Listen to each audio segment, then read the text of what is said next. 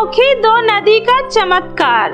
गंगापुर नाम के गांव में गायत्री नाम की एक महिला अपने बेटे बिरजू और अपनी बेटी राधा के साथ रहती थी। गायत्री हमेशा अपनी बेटी और अपने बेटे में भेदभाव किया करती थी।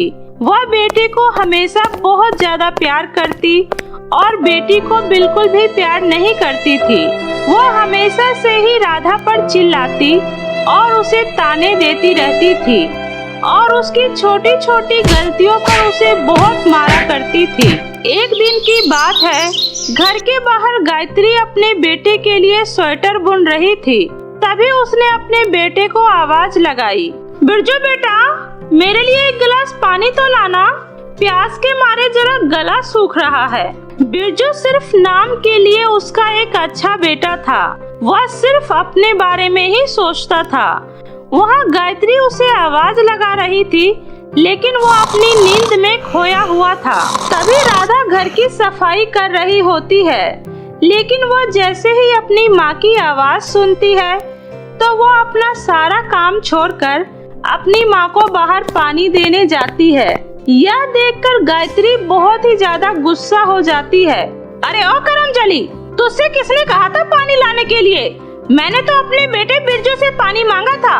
हे राम, इतने गंदे हाथों से पानी लेकर आ गई। नहीं माँ, मैंने तो बहुत अच्छे से अपने हाथ धोए हैं और बिरजू भैया तो सो रहे हैं, इसलिए पानी लेकर मैं आ गई। अच्छा, तो अब तू मुझे बताएगी कि अपने हाथ कैसे धोते हैं? तेरी जुबान अब बहुत ज्यादा चलने लगी है, चलेगी भी क्यों नहीं? मैंने तुझे इतनी ज्यादा छूट जो दे दी है और मुझे नहीं पीना तेरे हाथ का पानी। ले जा इसे, पता नहीं इस मनहूस से कब पीछा छूटेगा मेरा।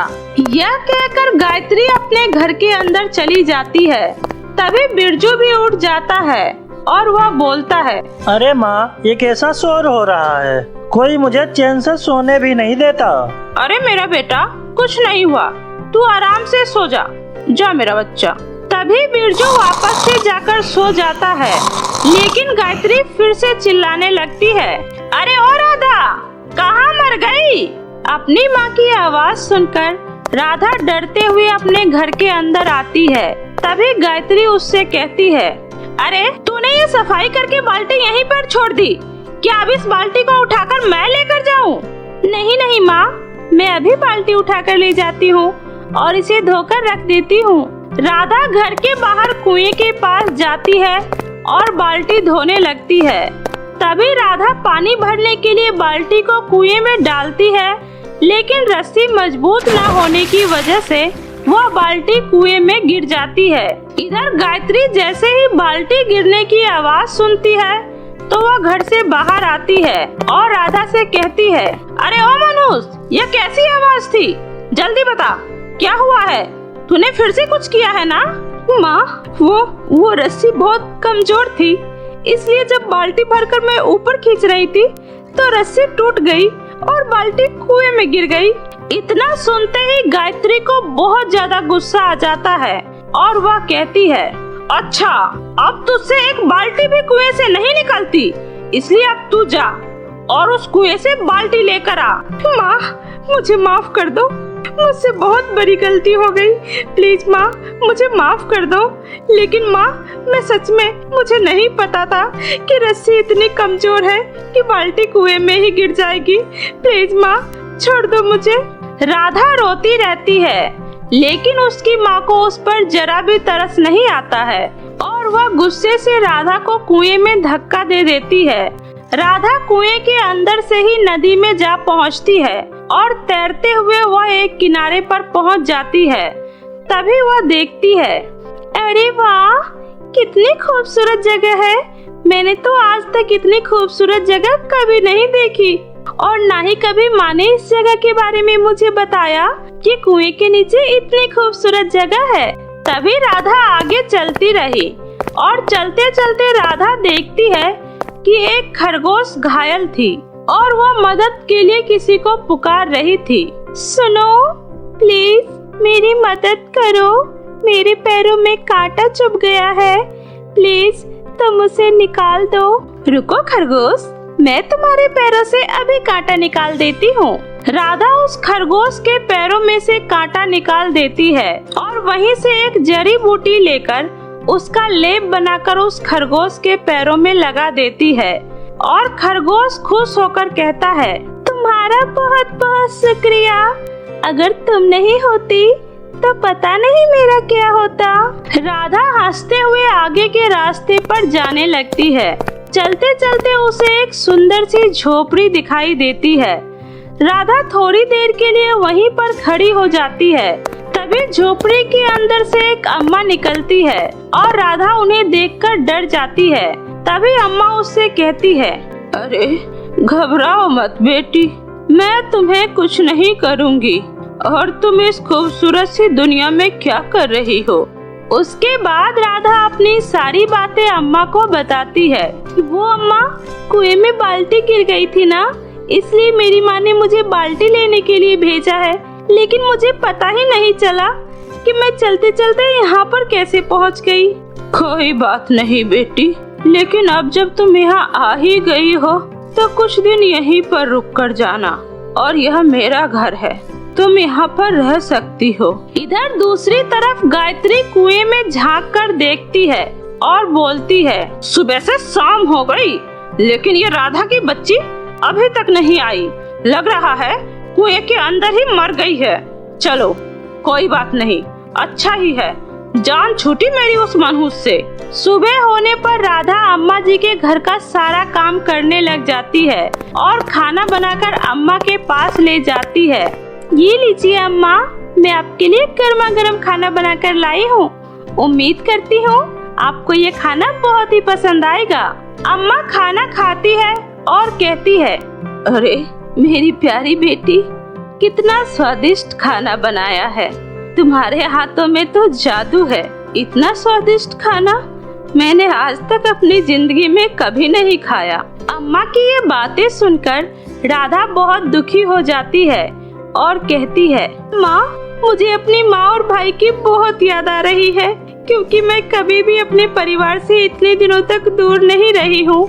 लगता है बेटी, तुम्हारी माँ और तुम्हारा भाई तुमसे बहुत ही ज्यादा प्यार करते हैं, इसलिए तुम्हें उनकी इतनी याद आ रही है। हाँ माँ, मेरी माँ मुझसे बहुत ही ज्यादा प्यार करती है। ठीक है, फिर तो मैं तुम्हें यहाँ ज्यादा दिनों तक नहीं रोक सकती। चलो बेटी, मेरे साथ चलो। यह कहकर अम्मा राधा को एक नदी के पास ले जाती है और उसकी बाल्टी अपने जादू से ले आती है और राधा से कहती है, जाओ बेटी, उस नदी के अंदर जाकर खड़ी हो जाओ। राधा उस नदी के अंदर जाकर खड़ी हो जाती है और उस नदी के अंदर से बहुत सारे सोने चांदी और हीरे निकलने लग जाते हैं। यह सब देखकर राधा हैरान हो जाती है और अम्मा से कहती है, अरे अम्मा जी, ये देखिए, इस नदी से कितने सारे सोने चांदी और हीरे निकल रहे हैं। हाँ बेटी, ये सारे सोने चांदी और हीरे तुम्हारे लिए ही निकल रहे हैं। क्या आप सच कह रही हो? यह सब मेरे लिए है? आपका बहुत बहुत शुक्रिया। मैं इसे अब अपने घर लेकर जाऊंगी और माँ तो इसे देखकर बहुत ही ज्यादा खुश हो जाएगी। के बाद अम्मा जादुई नदी से कहती है, हे जादुई नदी, राधा बेटी को सही सलामत उसके घर वापस छोड़ दो। अम्मा के इतना कहते ही राधा अपने घर पहुंच जाती है। जैसे ही वो अपने घर पहुंचती है तो बिरजू उसे देखकर बहुत ही हैरान हो जाता है और जोर जोर से अपनी माँ को बुलाने लग जाता है। अरे माँ, देखो राधा आई है। गायत्री कमरे से भागकर बाहर आती है और राधा के हाथ में इतना सारा सोना चांदी देखकर कहती है, अरे यह सब तो बिल्कुल असली है, और तू यह सोना चांदी कहाँ से लेकर आई? माँ, मुझे यह जादुई नदी ने दिया है, और देखो मैं आपकी गिरी हुई बाल्टी भी लेकर आई हूँ। उसकी यह बातें सुनकर बिरजू कहता है, जादुई नदी तुझे कहाँ मिली? बता, जल्दी बता, मैं भी वहाँ से जाकर सोने चांदी लाऊंगा। बिरजू भाई, वो कुआं है ना, उसी के नीचे वो जादुई नदी है। ठीक है, अब देख, मैं भी जाऊंगा और तुझसे ज्यादा सोना चांदी लेकर आऊंगा। हाँ हाँ बिरजू बेटा, जल्दी जा, अब बिल्कुल भी देर मत कर। और अपने दोनों हाथों में भर भर के सोना लेकर आना। अपनी माँ से ये सुनते ही बिरजू जल्दी से जाकर उस कुएं में कूद जाता है और उस खूबसूरत सी दुनिया में पहुँच जाता है। बिरजू को भी चलते चलते काफी देर बाद वही झोपड़ी दिखाई देती है। फिर झोपड़ी के अंदर से वह बूढ़ी अम्मा निकल कर आती है। तभी बिरजू उन्हें देखकर बोलता है, तुम वही अम्मा हो ना जिसने मेरी बहन को सोना दिया था, इसलिए अब मुझे भी सोना चाहिए। ठीक है बेटा, तुम मेरे साथ चलो। ऐसा कहकर अम्मा बिरजू को जादुई नदी के पास ले जाती है और उससे कहती है, जाओ उस नदी में जाकर खड़े हो जाओ। उसके बाद बिरजू उस नदी में जाकर खड़ा हो जाता है। उस नदी में सोना चांदी निकलने की जगह उस नदी में से सड़ा हुआ कीचड़ निकलने लगता है। अरे यह क्या, मेरे ऊपर ये कीचड़ कहाँ से आ गया? मेरी बहन को तो सोना मिला है और मुझे ये कीचड़। क्योंकि तुम एक लालची इंसान हो और तुम्हारा मन एकदम स्वार्थ से भरा हुआ है, इसलिए तुम्हें यह कीचड़ मिला है। और तुम्हारी बहन का दिल एकदम साफ और कोमल था, इसलिए उसे सोना मिला। क्योंकि यह नदी लोगों की नियत देखकर ही उन्हें सोना देती है। क्योंकि तुम्हारी नियत साफ नहीं है और तुम्हारी बहन की नियत बहुत ही ज्यादा साफ है, इसलिए अभी तो तुम पर सिर्फ कीचड़ ही लगा है। अगर तुम दोनों माँ बेटे ने दोबारा राधा को परेशान किया तो तुम्हारे साथ इससे भी बुरा अंजाम होगा। इसके बाद बिरजू अपने घर आ जाता है और घर आकर अपनी माँ को सारी बातें बता देता है। उस दिन से दोनों माँ बेटे राधा को बिल्कुल भी परेशान नहीं करते हैं और सभी मिलजुल कर प्यार से एक साथ रहने लगते हैं। गरीब टकली माँ की टकली बेटी। बहुत समय पहले की बात है, एक छोटे से गांव में सावित्री नाम की महिला अपनी बेटी गौरी के साथ रहती थी। वे लोग बहुत ही गरीब थे और सावित्री बचपन से ही टकली थी, जिसकी वजह से उसकी बेटी गौरी भी टकली ही पैदा हुई, जिसे देखकर सावित्री की सास उसे हमेशा ताना मारा करती थी। और वहीं उसकी देवरानी आरती की बेटी के बाल बहुत ही लंबे और खूबसूरत थे, जिसकी वजह से आरती भी हमेशा सावित्री को नीचा दिखाया करती थी। ऐसे ही समय गुजर रहा था और गुजरते समय के साथ अब उन दोनों की बेटियां भी शादी के लायक हो जाती है। तभी एक दिन उनके घर गौरी को देखने लड़के वाले आते हैं। आइए आइए आप लोग बैठिए। सावित्री, कहाँ हो तुम लोग? अरे लड़के वाले आ गए हैं, उनके लिए कुछ चाय नाश्ता लेकर आओ। जी माँ जी, अभी लाई। तभी आरती वहाँ पर सबके लिए चाय नाश्ता लेकर आती है। तभी लड़के वाले कहते हैं, अरे बहन जी, इन सब की क्या जरूरत थी? आप तो बस हमें अपनी लड़की दिखा दीजिए। अरे क्यों नहीं, जरूर, मैं अभी बुलाकर लाती हूँ। तभी आरती अपनी बेटी आशा के पास जाती है और उससे कहती है, अरे आशा बेटी, ये फोन चलाना बंद कर और जल्दी से जाकर तैयार हो जा। पर माँ, वे लड़के वाले तो गौरी दीदी को देखने आए हैं ना, तो मैं किस लिए तैयार हूँ? अरे पागल लड़की, तुम्हें लगता है कि वे लोग उस टकली गौरी को पसंद करेंगे? अरे मैं चाहती हूँ कहीं इतना अच्छा रिश्ता हाथ से ना निकले और वे लोग तुझे पसंद कर ले, समझी? इसलिए अब जल्दी से जा, तैयार होकर बाहर आ जा। तब तक मैं उस टकली गौरी को लेकर बाहर आती हूँ। ठीक है माँ, मैं तैयार होकर आती हूँ। उसके बाद आरती गौरी को लेकर बाहर आती है और कहती है, देखिए बहन जी, हमारी गौरी कितनी खूबसूरत है। लोगों के तो सिर्फ चेहरे पर चमक होती है, हमारी गौरी के तो सर भी चमकीले हैं। बहन जी, यह क्या मजाक है? हम इस टकली लड़की की शादी अपने बेटे से करवाएंगे? माफ कीजिएगा बहन जी, पर हम इस टकली लड़की को अपने घर की बहू नहीं बना सकते। तभी वहाँ पर आरती की बेटी आशा तैयार होकर आ जाती है और उसे देखकर लड़के की माँ कहती है, अरे बहन जी, ये लड़की कौन है? इसके बारे में तो आपने मुझे बताया ही नहीं। जी, ये मेरी बेटी आशा है। अभी अभी इसने अपनी पढ़ाई पूरी की है। बहुत ही संस्कारी और गुणी है मेरी बेटी। बहन जी, माफ कीजिएगा, पर हमें आपकी जेठानी की लड़की नहीं बल्कि आपकी छोटी बेटी आशा पसंद आई है, और अगर आपको सही लगे तो हम इस रिश्ते को आगे बढ़ाते हैं। अरे अरे, आप ये कैसी बातें कर रही हो? बहन जी, हमें यह रिश्ता मंजूर है। बस आप लोग शादी की तारीख निकलवा लीजिए, हम लोग शादी की तैयारियां कर लेंगे। ठीक है, अब आप लोग शादी की तैयारी कीजिए, हम लोग चलते हैं। लड़के वाले वहाँ से चले जाते हैं और तभी सावित्री बाहर निकलकर आती है और कहती है, अरे माँ जी, यह आपने क्या किया? बड़ी बहन की शादी हुई नहीं और आपने छोटी बहन की शादी तय कर दी। लोग क्या कहेंगे माँ जी? अच्छा, तो अब तू मुझे बताएगी कि मुझे क्या करना चाहिए और क्या नहीं। और वैसे भी तेरी इस टकली लड़की से शादी करेगा ही कौन? और इसके चक्कर में क्या हमारी आशा बेटी ऐसे ही जिंदगी भर पड़ी रहेगी? सही कहा माँ जी आपने, इस टकली गौरी को तो कोई भी पसंद नहीं करता, इसलिए दोनों माँ बेटी मेरी बेटी से जलती रहती है। गौरी वहीं खड़ी सबके तानों को सुन रही होती है और रोते रोते वह अपने कमरे में चली जाती है। तभी सावित्री भी उसके पीछे जाती है। उसके बाद गौरी अपनी माँ से कहती है, माँ, हमारे साथ ही हमेशा ऐसा क्यों होता है? और दादी चाची हमारे साथ हमेशा परायों जैसा व्यवहार क्यों करती है? माँ, वे लोग हमेशा हमारा मजाक उड़ाती रहती है। अरे इसमें हमारी क्या गलती है?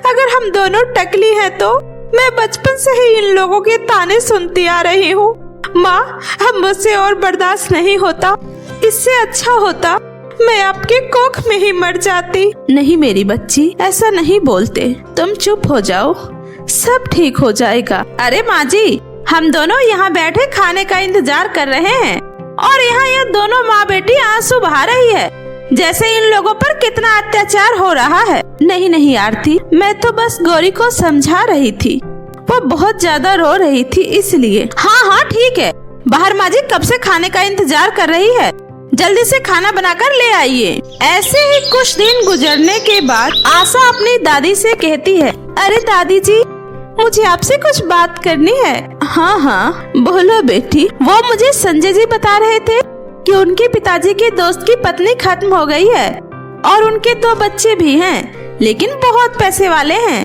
और उनके लिए एक अच्छी पत्नी चाहिए जो उनकी देख रेख कर सके। तो क्या हम गौरी दीदी की शादी उनसे करवा दे? देखा माँ जी, मेरी बेटी कितना सोचती है सबके बारे में। हाँ हाँ बेटी, तो बिल्कुल सही कह रही है। वैसे भी उस टकली से शादी करने के लिए तो कोई हाँ करता ही नहीं है। अच्छा है यह रिश्ता उसे मिल रहा है, क्यों माँ जी? हाँ हाँ सही कह रही हो बहू। वैसे भी उस आफत से किसी तरह से पीछा छूटे हमारा। पर माँ जी, वो आदमी तो हमारी गौरी से उम्र में बहुत ही बड़ा है और मैं अपनी मासूम सी गौरी की शादी ऐसे आदमी से नहीं करवा सकती। अरे नहीं करवाएगी तो इस टकली को क्या जिंदगी भर हमारे घर में ही बैठाए रखेगी क्या? देख बहू, आशा ने जो लड़का बताया है गौरी के लिए वो बहुत ही सही है, उसी से गौरी की शादी होगी, समझी तुम दोनों? माँ, मुझे ये शादी नहीं करनी है, प्लीज आप लोग इन लोगों को समझाइए ना। सावित्री सबको समझाती है पर उस घर में कोई भी उसकी बात नहीं सुनता है और गौरी की शादी उस बड़े उम्र के आदमी के साथ करवाने के लिए सभी जबरदस्ती करते हैं। और तभी कुछ ही दिनों में शादी का दिन भी आ जाता है और वहाँ गौरी तैयार हुए अपने कमरे में बैठे रो रही होती है। तभी उसकी माँ वहाँ आती है और कहती है, अरे गौरी बेटा, जल्दी चलो यहाँ से, हमें यहाँ से जाना होगा, वरना ये लोग तुम्हारी शादी जबरदस्ती उस बड़े उम्र के आदमी से करवा देंगे। चलो बेटी। पर माँ, हम लोग कहाँ जाएंगे? हमारे पास तो और कोई जगह ही नहीं है। कहीं भी जाएंगे पर यहाँ और नहीं रुकेंगे। मैं उन लोगों को तुम्हारी जिंदगी इस तरह खराब करने नहीं दे सकती बेटी। बेटी, हमारे पास समय बहुत कम है, चलो यहाँ से। सावित्री गौरी को लेकर वहाँ से भाग जाती है और वहाँ घर के सभी लोग उन्हें घर में ना देखकर बहुत ही परेशान हो जाते हैं। देखा माँ जी, वहाँ बारात दरवाजे पर खड़ी है और यहाँ वे दोनों माँ बेटी घर से भाग गई है। अरे मेरी बेटी आशा की ससुराल में क्या इज्जत रह जाएगी? आखिर उन दोनों माँ बेटी ने मेरी बेटी की जिंदगी खराब कर दी ना। आखिर समझते क्या है वो दोनों अपने आप को? तो चिंता मत कर बहू, उन दोनों का जब भी कुछ पता चलेगा ना तो मैं उन्हें छोड़ूंगी नहीं। उनकी ऐसी खबर लूंगी कि अब दोबारा ऐसा काम करने के बारे में सोचेंगे भी नहीं। वहाँ सावित्री गौरी को लेकर शहर पहुँच जाती है और गौरी अपने शादी वाले जोड़े में ही होती है और वह दोनों टकली होती है, जिसकी वजह से शहर के सभी लोग उन्हें देखकर उनका मजाक उड़ाने लगते हैं। अरे क्या बात है, आज तो हमारे शहर में नई किस्म के लोग देखने को मिल रहे हैं। अरे हाँ हाँ सही कह रही हो, जरा सर तो देखो कितना चमक रहा है, इसके सर पे तो एक भी बाल नहीं है। अरे हाँ यार सही कह रहे हो, ये दोनों माँ बेटी तो टकली है। ऐसी औरतें तो मैंने पहली बार देखी है। माँ, यहाँ भी सब हमारा मजाक उड़ा रहे हैं और गांव में भी सब हमारा मजाक उड़ाते थे और यहाँ के लोग भी ऐसे ही हैं। क्या इस दुनिया में हमें हर जगह ऐसे ही लोग मिलेंगे जो हमारा मजाक बनाएंगे? तभी वहाँ से एक आदमी आता है और कहता है, नहीं नहीं, ऐसी कोई बात नहीं है। इस दुनिया में सबको जीने का हक है और लोगों का क्या है, उनका तो काम ही है लोगों का मजाक उड़ाना। और हम उन लोगों का मुंह तभी बंद कर सकते हैं जब हम अपनी जिंदगी में कुछ बन जाएं। और मैं तुम दोनों को वहाँ तक पहुँचने का रास्ता दिखाऊंगा। आप कौन हैं और हमारी मदद क्यों करना चाहते हैं? मेरा नाम सुनील है और मैं मॉडल एजेंसी का एक फोटोग्राफर हूँ और हमें इस समय एक ऐसी मॉडल चाहिए थी जो सबसे अलग हो और वह बात तुम लोगों में है। सुनील एक बहुत बड़े मॉडल एजेंसी का फोटोग्राफर होता है और वह उन दोनों को अपनी नई मॉडल के रूप में सेलेक्ट कर लेता है और वह उन्हें अपने साथ अपने ऑफिस ले जाता है। वहाँ पर सावित्री और गौरी का मॉडलों की तरह फोटो शूट होता है और उनकी फोटो हर एक मैगजीन पर छपने लग जाती है और धीरे धीरे वे लोग पूरे शहर में फेमस हो जाते हैं और उनकी तस्वीर अखबारों में भी छपने लग जाती है। अरे माँ जी देखिए, उन दोनों माँ बेटी की तस्वीर अखबार में छपी है और यह लोग तो शहर की बड़ी मॉडल बन गई है। क्या बात है, हमें नहीं पता था कि यह टकली माँ बेटी इतने काम की है और अब यह दोनों तो हम लोगों को पहचानेगी भी नहीं। अब सावित्री और गौरी की जिंदगी पूरी तरीके से बदल चुकी थी। अब उन्हें अपने टकलेपन से शर्मिंदगी नहीं बल्कि गर्व महसूस होता था और वे लोग शहर में खुशी खुशी अपनी जिंदगी व्यतीत करने लग जाते हैं। अब उन्हें कभी भी किसी तरह की कोई परेशानी नहीं होती है। तो मेरे प्यारे दोस्तों, कैसी लगी आपको मेरी ये कहानी? मुझे कमेंट करके जरूर बताएं।